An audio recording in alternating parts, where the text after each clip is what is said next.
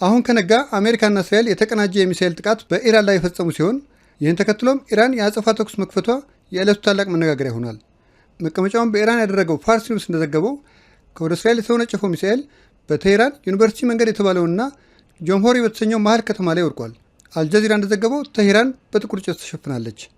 በኢራን የሚገኙ ሚዲያዎች በዚህ ሰዓት እየዘገቡ እንደሚገኙት ጥቃቱ የኢራንን ግዛቶች ሁሉ ያካተተ ሲሆን በቴህራን ሰሜናዊ ክፍልና በምዕራባዊቷ የኢላም ግዛት የሚሳኤል ጥቃቶች ተፈጽመዋል። በእርግጥም የእስራኤል የሚሊታሪ ቃል አቀባይ እንደገለጹት በምዕራባዊቱ ኢራን ጥቃት መፈጸሙን አረጋግጠዋል። ጥቃቱን ተከትሎም የአሜሪካው ፕሬዚዳንት መግለጫ የሰጡ ሲሆን የዛሬው ድንገተኛ ጥቃት ከኢራን ሊቃጣ የሚችልን ትንኮሳ በአጭሩ ለማስቀረት የታቀደ ነው ብለዋል።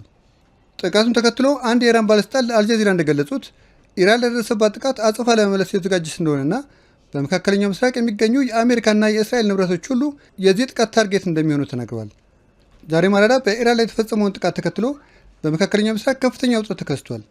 በአሁኑ ሰዓት በሰሜናዊት እስራኤል ከኢራን የተኮሱ ሚሳይሎች የማክሸፍ ተግባር ተጠናክሮ የቀጠለ ሲሆን በሌሎች የመካከለኛው ምስራቅ ሀገራትም ውጥረት ነግሷል።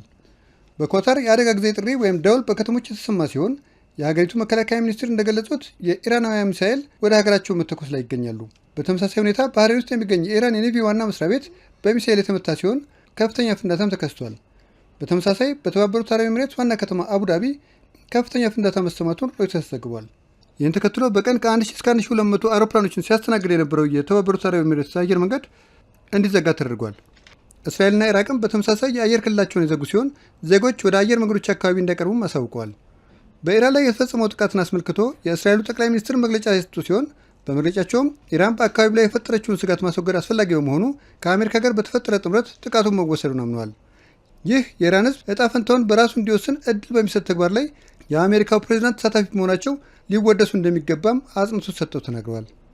ውድ ተመልካቾቻችን በመካከለኛው ምስራቅ የተቀሰቀሰው ቀውስ ኢራንና እስራኤልን ብቻ ሳይሆን የአካባቢውን ሀገራትም እያሳተፈ ይገኛል።